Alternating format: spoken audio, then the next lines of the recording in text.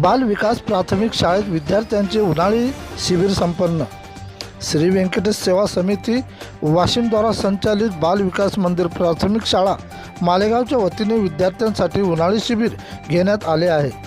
यावेळी शिबिराचा उद्घाटक सोहळा पार पडला असून यावेळी कार्यक्रमाचे अध्यक्ष मुख्याध्यापक विठ्ठल भिसडे सर तर प्रमुख पाहुणे म्हणून नगरसेवक अभि घुगे, साबिर शहा, डॉक्टर उमेश तारे, पत्रकार इम्रान सय्यद, रुशाली गर्जे यांच्या उपस्थितीत सर्वप्रथम पूजन करण्यात आले व मान्यवरांचे पुष्पगुच्छ देऊन स्वागत करण्यात आले आहे।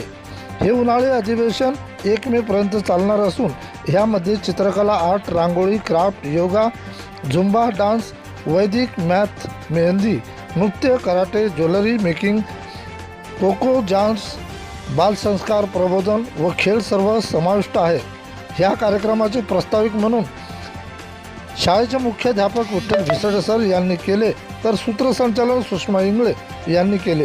कार्यक्रमाच्या आयोजिका विजया भिसडे व सुषमा इंगळे यांनी केले। कार्यक्रम पार पाडण्यासाठी सहकार्य म्हणून शाळेचे शिक्षक वृंद यांनी केले। प्रतिनिधी विठ्ठल भागवत।